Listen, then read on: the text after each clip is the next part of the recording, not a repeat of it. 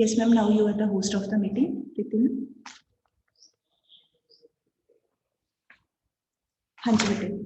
So very Yes, ma'am. Yes. once again to all of you. So as you know, we are doing the chapter Indian economy on the eve of independence. And in the last two chapters, what have we discussed? Last two lectures, we have discussed about the state of Indian agriculture and state of Indian industries before the this achieving of our independence or freedom. Means during the British rule, our agriculture was a very backward agriculture, very poor agriculture, primitive agriculture we can say, and our industries, they were intentionally they were destroyed by the British authorities. Destroyed means they made use of the industries for their own purpose by forcing and compelling Indian farmers to grow agricultural raw materials, and those raw materials were to be used in the industries which were located in England. And then from England, finished goods, machine made goods, they were again imported in India. This we have read. Then we finished yesterday, we have read about this foreign trade. So our foreign trade, that was also lopsided. Lopsided means one-sided. So which was the one side? That one side was England. Mainly our exports and imports, they were confined towards the country England only. Okay. उसके बाद we have done demographic conditions. So demographic conditions, they are related with the features of population. Saksham, sit properly, bete. Don't make the movements again and again. Just we sit properly. So demographic conditions, that means features of population. So our birth rate and death rate, that was quite high, and then infant mortality rate was high. I am just recapitulating, we have done in detail yesterday. Then our literacy rate, that was very low, and especially for women, for females, that was too low, hardly about 7%, near about 7%. Then there was lack of proper health facilities. Then there was overall poverty in the country. Okay, ये हमने main हमने कर लिया था. Widespread poverty was there. So today what we have to start, that is occupational structure. So I have already sent one picture in your class group. So let us start. Later on you can see that. Now what is the meaning of occupational structure? So occupation word means the jobs, the works which are done by people. तो इसका meaning है कि during British rule in which type of works Indian people were involved, what type of works were done by the Indian people, कौन से काम करते थे. Now we know very well three sectors are there. Structure of the economy means existence of three sectors on the basis of work. तो कौन से होते हैं वो? One is primary sector, one is secondary, and one is tertiary sector. You know their meanings very well, already done. ठीक है. तो यहाँ पर occupational structure means percentage of people या distribution of people working in different sectors of the economy, या percentage of people working in primary sector, working in secondary sector, that is industries, and tertiary sector या services sector. ठीक है. So in your book proper data has not been given. I am just writing. This is sent in the class also. Primary sector, secondary sector, and tertiary sector. Near about 71%. Meenakshi ma'am, your screen is not visible. In between, the connection is getting poor. Is it right, ma'am? No, it's fine, but in between the connection get disconnected. No problem, ma'am. कोई बात नहीं. I just speak. I have already sent the pic in their group. Yes, but I am just going to tell. No need of to worry. Yes. So during British rule, our near about 72.7%, 72.7% people, they were working in agricultural sector. So 72.7, majority of people. ठीक है. Excess of our people, they were involved in agriculture and related activities. and near about 10% of our people, 10.1% या 10% we can say, they were involved in industrial sector. वो factories में काम करते थे, industries में काम करते थे, and near about 17.2% people, they were involved in services sector. So overall, what can we say? There is a lot of difference among the between the percentage of people working in different sector. So there was over pressure of population in agriculture sector. तो इसी करके हमारी agriculture शुरू से ही ऐसी रही है, and the special efforts were not made by the Britishers to change this structure. They did not make any effort to reduce the pressure of population from agriculture to they did not do anything to bring the people from agriculture to secondary sector या tertiary sector. कोई उन्होंने खास काम नहीं किया, ठीक है। अब दूसरा क्या हुआ, सेकंड फीचर इज कि इसके करके क्या हुआ, आपको याद होगा in history we have read about Bengal presidency, Madras presidency and Bombay presidency. I hope you should remember 7th 8th class में आपने पढ़ा है कि British administration when they got established here after their various political victories, तो then they established their presidencies and 3 presidencies were there. एक थी बॉम्बे जो महाराष्ट्र में है, ठीक है, तो उस समय बॉम्बे प्रेसिडेंसी में महाराष्ट्र, गुजरात, कुछ पार्ट कर्नाटक, मध्य प्रदेश का, ये सारा this was called Bombay presidency.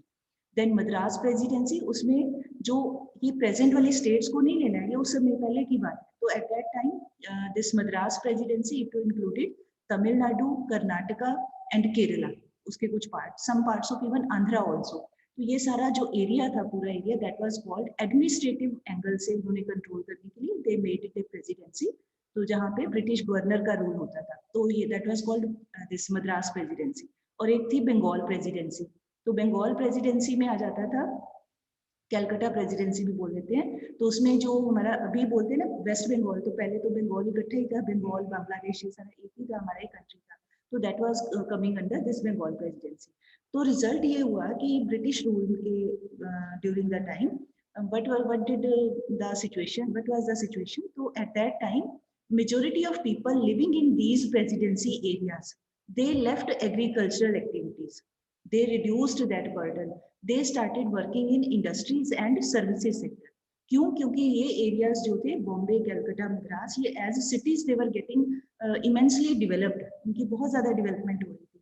तो यहाँ पर लोग आगे टुवर्ड्स फैक्ट्रीज में काम करने के लिए, गवर्नमेंट ऑफिसेज में काम करने के लिए, जो भी ब्रिटिश गवर्नमेंट के थे वहाँ पे, तो सर्विसेज सेक्टर में आ गए. मतलब pressure of people on agriculture that got reduced.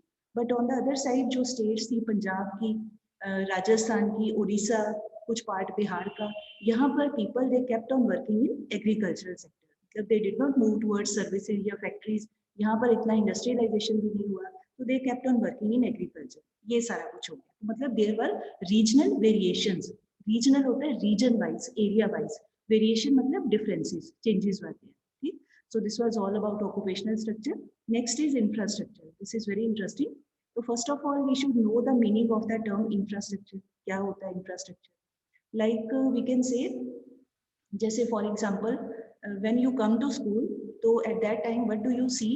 There is a room, there is a school building, the classroom where we sit, that room is there. In the room benches are there, board is there, tubes, lights are there, fans are there, many things are there, chalk, duster, all these things are there. Now what is the importance of all these things? So in a way, if we think, so then we come to know and realize that all these things, room, benches, table, dice, chalk, duster, board, all these things, they help us to perform our teaching learning activity. हमारे काम में help करती हैं, पढ़ने लिखने का काम करने के लिए हेल्प करती हैं. तो since they are helping us to perform our work, तो that is why they are called infrastructure. Support services जैसे आप कह सकते हो. जैसे अभी you are sitting at home, तो आपके हाथ में बुक है, पेंसिल है, पेन है, कॉपी है, बेड पे, सोफा पे बैठे हुए हो, फोन है, लैपटॉप है, ये सारी चीजें क्या है, ये आपको हेल्प कर रही है. किस काम में? पढ़ने के काम में हेल्प कर रही है. तो इनको हम कहेंगे इंफ्रास्ट्रक्चर. ठीक है. तो ये तो एक अपना पर्सनल एग्जांपल हमने ले लिया, but otherwise from the angle of view point of an economy, तो इंफ्रास्ट्रक्चर कहेंगे all those support services, helping services which facilitate the development of a country. जो चीजें हमारे कंट्री की डेवलपमेंट करने में हेल्प करती हैं, वेदर डायरेक्टली और indirectly, all those things, all those helping services और sport services, they are known as infrastructure. तो अब ये जो इंफ्रास्ट्रक्चर है, यहाँ पर मेंशन किया हुआ है। अब ब्रिटिशर्स ने which type of infrastructure was developed by them, तो they paid some attention towards roads, railways, ports, port town जो होते हैं ना, तो जहाँ से शिप्स की लोडिंग अनलोडिंग होती है, ports, then post and telegraph, ये 4-5 चीजों की तरफ they paid little bit attention. And उसका क्या रीजन था, that I tell side by side. तो first point of infrastructure is roads. तो now roads were developed, attention was paid by them, but not huge amount of funds were spent by the Britishers.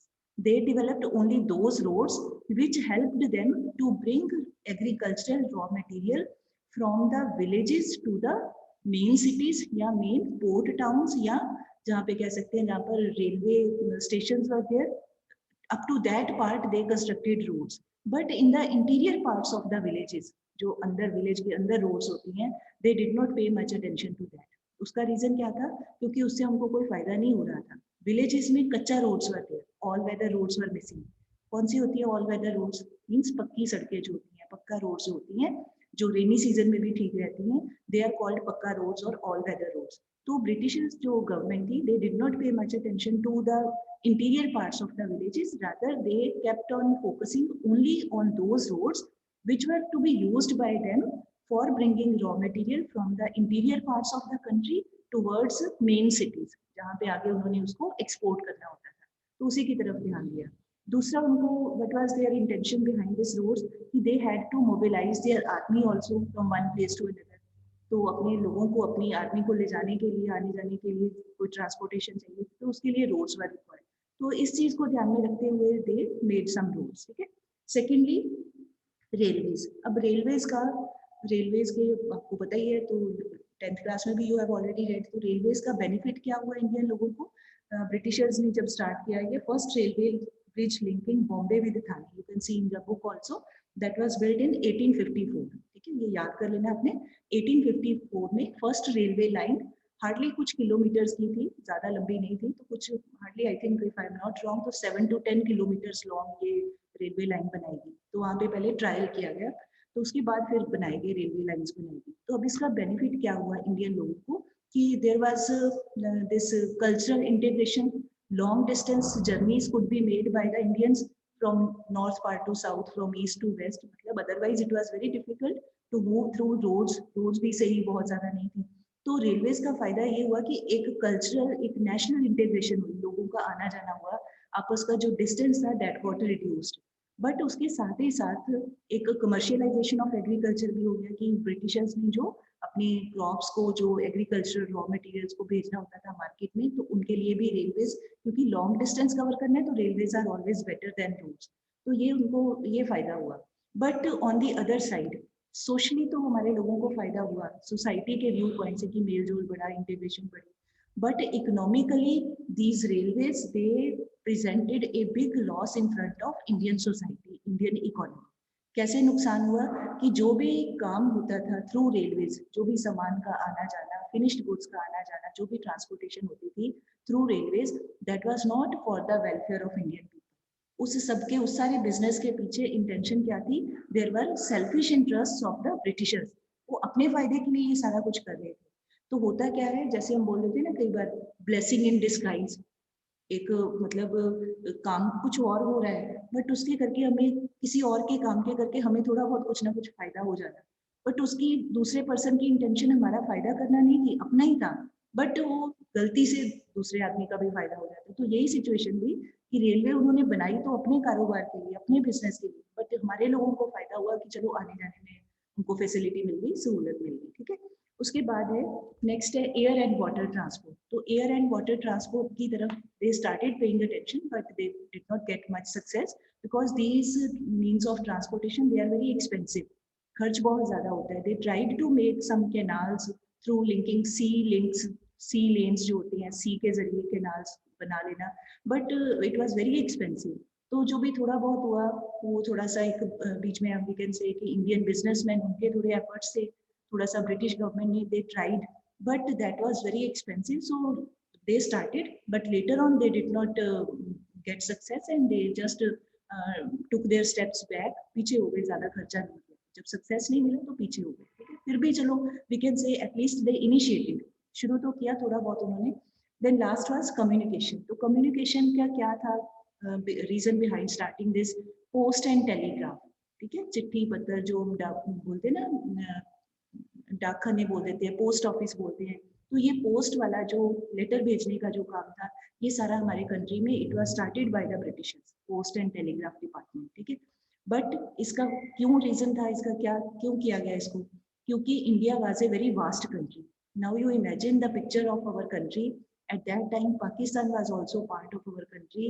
Then Bangladesh was also part of our country. इतना बड़ा हमारा country था, तो इतने बड़े country को administratively manage करने के लिए, लॉ एंड ऑर्डर को मेंटेन करने के लिए क्विक इंफॉर्मेशन वाज रिक्वायर्ड. कभी कहीं लोग उनके खिलाफ खड़े हो जाते थे, कभी कहीं खड़े हो जाते थे, तो मेंटेन करना, पीस को बनाए रखना, अपना कंट्रोल करके रखना पूरे कंट्री के ऊपर. तो कंट्रोल कब हो सकता है, जब इंफॉर्मेशन का क्विक ट्रांसपोर्टेशन हो, ठीक है.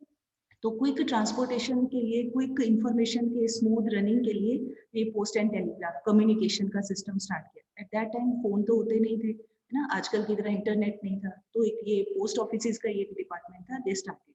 बट उनका पर्पस था लॉ एंड ऑर्डर को मेंटेन करना, to have a strict control over the administration and to keep a strict eye on all those Indian people, those who were involved in different kinds of revolts against the upsurges against the Britishers. कोई उनके खिलाफ ना हो जाए, उस चीज को control करने के लिए उन्होंने स्टार्ट किया. ठीक है. सो नेक्स्ट आपका दिया हुआ एक point has been given, reasons for infrastructure development. तो all these reasons I have already explain, that is just the repetition. ठीक है, I have already told side by side. तो रोड्स क्यों बनाई थी, for mobilising the army. Railways क्यों बनाई थी, for bringing their raw material from interior parts of the country to port towns, and then this profitable investment of the Britishers in India, कि अपने money को कहीं पर किसी ढंग के काम में लगाना, मतलब ऐसे कामों में मनी को इन्वेस्ट करना जिससे उनको फायदे हो रहे थे. इन्वेस्टमेंट का मतलब होता है वहां पर मनी लगाना जिससे हमें आगे फर्दर फ्यूचर में इनकम हो सके. So that was their main motive. ठीक है. उसके बाद है conclusion. Now this is, you can just read, you can, there is no need to learn this conclusion, just the simple summary of the chapter. Then on the next page you can see again summarized form में points have been given. British rule, systematic exploitation of India. Okay. Now for 5-6 points are given. तो systematic exploitation में again repetition is there. Few points related to agriculture are given. They did not pay much attention to agriculture. This started permanent settlement system या zamindari system. Intention was to collect a huge rent from the Indian farmers and by appointing the zamindars. So exploitation was the main central point of this. Then railways को start किया, infrastructure को start किया for bringing improvement in their administration and to have proper control over the Indian society and Indian economy.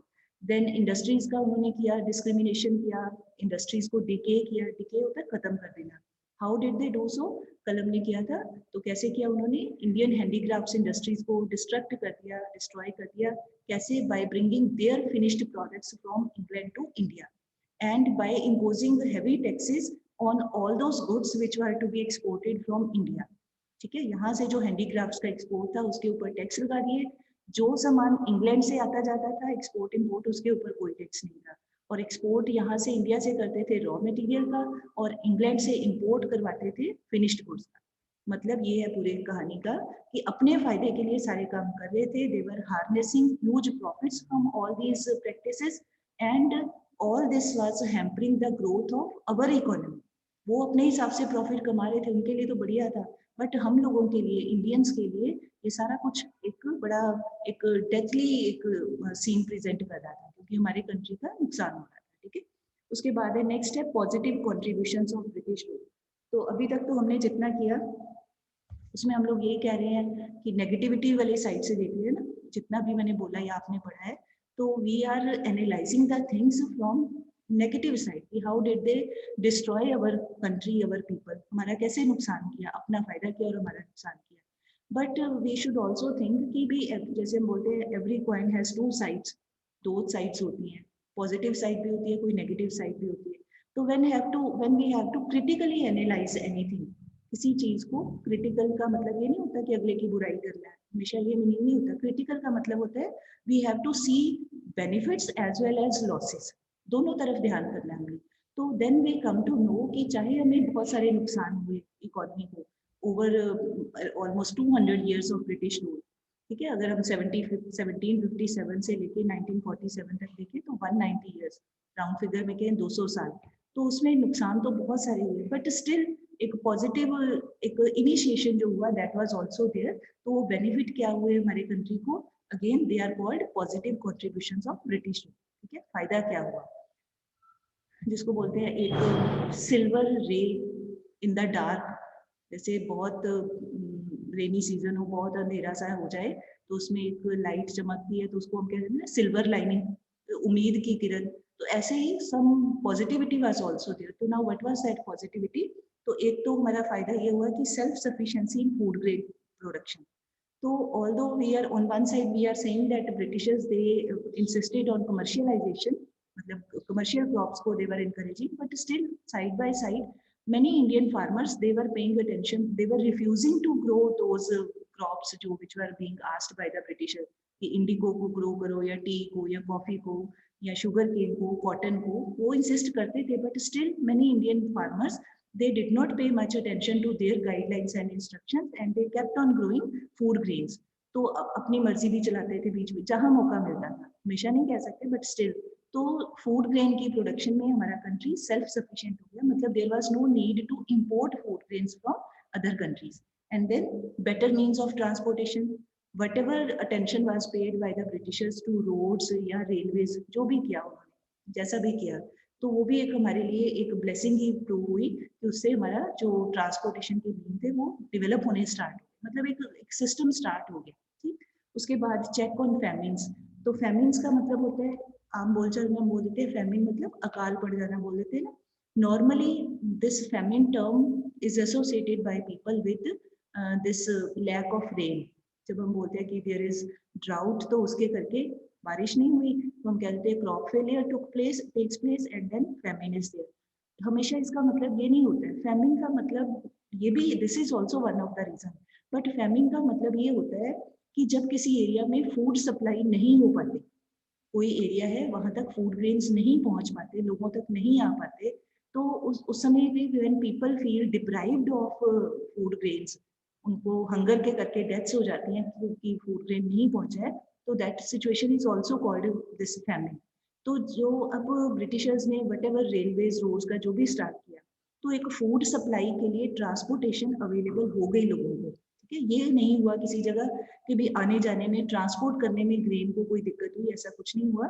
तो उसके करके food supply, food grains की supply from one part of country to other that kept on moving smoothly. तो famines के ऊपर भी control हुआ, जो पहले नहीं हो पाता था, पहुंच ही नहीं पाता था तो फिर लोगों की डेथ्स हो जाती थी। तो अब ये उसके ऊपर थोड़ा कंट्रोल हो गया। ठीक है, नेक्स्ट वाला शिफ्ट टू मॉनेटरी इकोनॉमी। दो टाइप की इकोनॉमी होती है, one is barter economy, already read in 10th class. कौन सी होती है barter economy? When goods are exchange for goods, ना, कमोडिटी फॉर कमोडिटी एक्सचेंज, एक चीज देके दूसरी चीज ले लेना, वीट देके कपड़ा ले लेना, वीट देके कोई गाय ले लेना, वीट देके कोई और चीज ले लेना, मतलब चीजों का एक्सचेंज। तो ब्रिटिशर्स के पहले हमारे कंट्री में मेनली बार्टर एक्सचेंज सिस्टम वास्ते, बार्टर इकोनॉमी वास्ते, विलेजेस में लोग ऐसे ही काम करते थे, एक चीज देके बदले में दूसरी चीज ले लेते थे। But after the coming and arrival of Britishers, they started presenting this monetary systems. Rupees को उन्होंने लेके आए या कॉइन्स को, मतलब मॉनेटरी मनी को बीच में लेके आए। Money is the medium of exchange, आगे हम पढ़ेंगे ये लेसन भी। तो मनी एक एक्सचेंज का एक सोर्स होता है, एक जरिया होता है कि पैसे देके हम कोई चीज खरीदते हैं या बेचते हैं। तो मॉनेटरी सिस्टम की तरफ उन्होंने इनकरेज किया, बार्टर इकोनॉमी से मॉनेटरी सिस्टम की। देन इफेक्टिव एडमिनिस्ट्रेशन, तो दिस इज क्वाइट ऑब्वियस। अभी भी कई बार जब हम पुरानी हिस्ट्री बुक्स पढ़ते हैं या कुछ ऐसे पुराने लोगों को सुनते हैं, तो दे ऑलवेज से कि British time was better time, कि एडमिनिस्ट्रेशन बड़ा सख्त था, बड़ा वो पनिश करते थे या बड़ा ऑनेस्टली काम करते थे। So on one side we criticise, है ना, उनको क्रिटिसाइज करते हैं ब्रिटिशर्स को, but on the other side अगर देखा जाए तो they also set an example of good administration. चाहे हमारे खिलाफ ही था वटेवर, बट स्टिल एक अच्छे कैसे एडमिनिस्ट्रेशन को कंट्रोल करना है, कैसे काम को करना है, गवर्नमेंट को चलाना है, they presented a good example of that. and that was learned by our people even after independence also. जब हमारा constitution बना या all that, तो उसमें follow किया गया British system, British parliamentary system, British administration system को काफी हद तक उसको follow किया गया, ठीक है? So this was all about positive contributions. With this, we come to the end of this chapter. So now your work is to read this chapter very carefully, ठीक है? आपने सारा याद करना है, and in the end, just a minute, let me pause. Yes, so now in this chapter 40 years time period has been covered, है ना? 50 से लेके 90 तक 40 years time period has been covered. तो इसका मीनिंग क्या है? Because in 1991 in 10th class you have read, the government took economic reforms in the country, liberalization, privatization and globalization. New economic reforms were introduced by the government in 91. So after those reforms, huge changes came in our economic scene or economic system. Huge changes were visible. तो इस करके वो जो 91 का time period है, that is taken as a we can say breaking period. जैसे breaking news होती है ना, वैसे breaking period कह सकते हैं. तो study of Indian economy many times we divide in two parts की time period before 91 and time period after 91. तो 91 से बाद का time तो अब तक चल ही रहा है. और 91 से पहले का टाइम कौन सा था? देखा जाए तो 1947 से ही बनता है, बट स्टिल 1950 इस करके लिखा जाता है क्योंकि पहले 2-3 साल तो हमारा कॉन्स्टिट्यूशन बनता रहा, कोई एकदम सिस्टमेटिकली कोई काम नहीं हुआ. तो 1950 में प्लानिंग कमीशन वाज मेड, उसके बाद एक सिस्टमेटिक तरीके से our planning was done, our developmental activities were undertaken by the government. तो इस करके एक राउंड फिगर के तौर पे 1950 इज टेकन. तो now in this chapter we have to study about Indian agriculture during these 40 years, Indian industries, again same चीजें जो हमने पहले पढ़ा ना before independence. Now again we have to read about all those things after independence, agriculture, then industry, then foreign trade. And firstly we have to understand about economic planning कि कैसे क्या किया गया. तो now it was very much clear after the independence because there were many ill effects of our independence. खुश होके तो हम कह देते हैं कि इंडिपेंडेंस होगी, but that was not a moment of happiness, rather it was a sad moment because our country got divided. Partition हो गया हमारे कंट्री का. Lakhs of refugees they came to India from, जिसको प्रेजेंटली पाकिस्तान कह देते हैं. Lakhs of people came here because they were thrown out of that country. So उसके करके lot of problems were there. उनको कैसे सेटल करना है अपने कंट्री के within the country, many problems were there. कैसे एक नए सिस्टम को लेके आए, क्या करें क्या ना करें. तो दीज वर द डिफिकल्टीज. तो फिर देन इट वाज थॉट कि भी क्या किया जाए कि हमारी जो इकोनॉमिक डेवलपमेंट है उसको ज्यादा से ज्यादा किया जाए. How that economic development can be increased. तो उसके लिए what efforts should be done, what steps should be taken by the people of the country as well as by the government. क्या किया जाए. तो देन इट वाज थॉट कि भाई क्या किया जाए. तो उसी प्रोसेस के लिए फिर eight that time you know very well our first prime minister was Pandit Jawaharlal Nehru. ठीक है. तो then he was very much influenced by Soviet Union, जो अभी प्रेजेंटली रशिया कंट्री है. बीच बीच में बेटा हिस्ट्री भी आएगी. प्रेजेंटली जो रशिया कंट्री है, पहले ये क्या होता था, एक सिंगल कंट्री होता था, USSR, United Soviet socialist Republic. ठीक है. तो वो कंट्री में उन्होंने अपने 9th में you have read about Russian revolution, वही वाला कंट्री. तो उस कंट्री ने प्लानिंग सिस्टम स्टार्ट किया था. तो उनसे मोटिवेट होकर के पंडित नेहरू ऑल्सो फेल्ट कि भी हम भी अपने कंट्री में प्लानिंग वाला सिस्टम लेके आए. ठीक है. तो प्लानिंग वाला सिस्टम लाने के लिए उसके पहले we need to know few other things. एक पॉइंट दिया हुआ है कि कोई भी जो इकोनॉमी होती है that is always faced with many difficulties and problems. And what are those problems which are called basic problems of an economy या central problems of an economy. Now you can very well correlate. 11th class में सारा साल आपने पढ़ा है about central problems. तो कौन सी होती हैं? What to produce and how much to produce. Second problem is how to produce and third problem is for whom to produce. ठीक है. तो ये सारी problems होती हैं. तो ये I am not going to explain because last year throughout the session we have discussed in detail. तो these problems, their meanings you know very well. So ये आपने खुद से पढ़ना है. Tomorrow we are going to start types of economic systems.